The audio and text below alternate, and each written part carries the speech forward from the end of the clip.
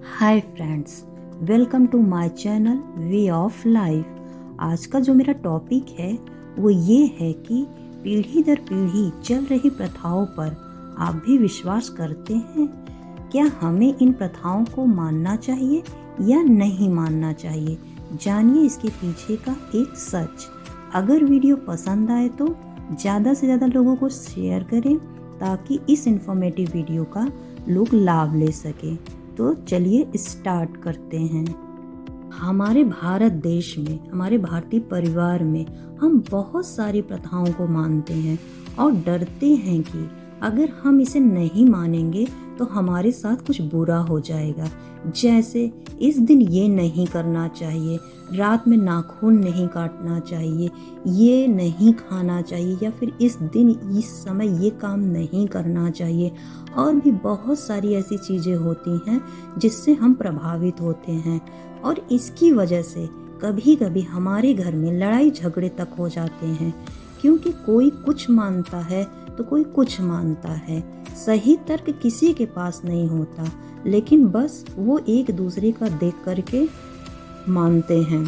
मेरी समझ से इससे सबसे ज़्यादा जो प्रभावित होने वाला रिश्ता है वो है सास बहू का या फिर पति पत्नी का, क्योंकि ये दोनों ही अलग अलग परिवार के होते हैं और दोनों मिलकर एक परिवार बनते हैं और हर परिवार में मानी जाने वाली प्रथाएं अलग अलग होती हैं, इसलिए एडजस्ट करना मुश्किल होता है।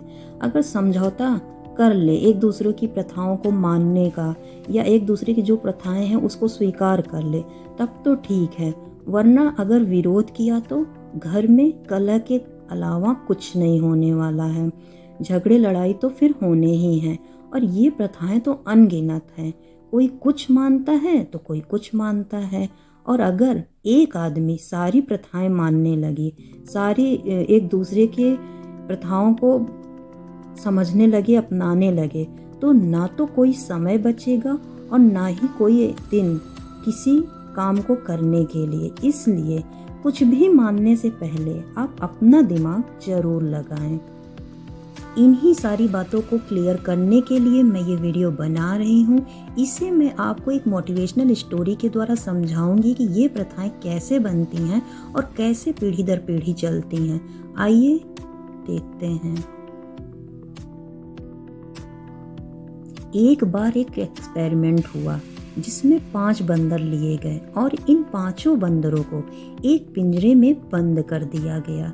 फिर उस पिंजरे में एक केला का बड़ा गुच्छा लटका दिया गया ऊंचाई पर, और उस केले तक पहुंचने के लिए एक सीढ़ी लगा दिया गया।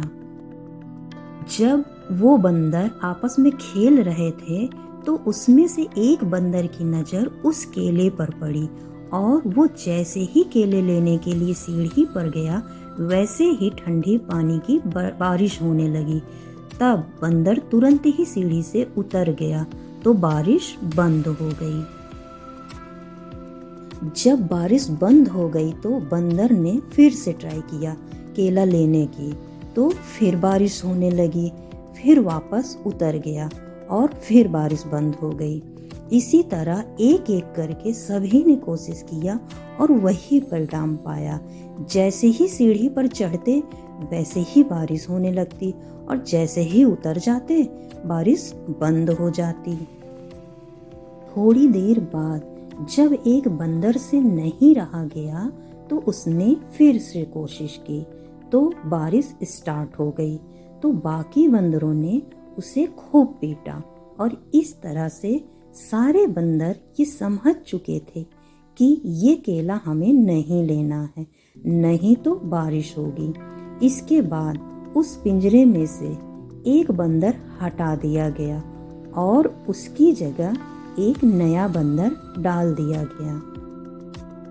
उस नए बंदर ने भी केला देखा और जैसे ही सीढ़ी चढ़ने जा ही रहा था कि वो चारों बंदर उसे पकड़कर खूब मारने पीटने लगे।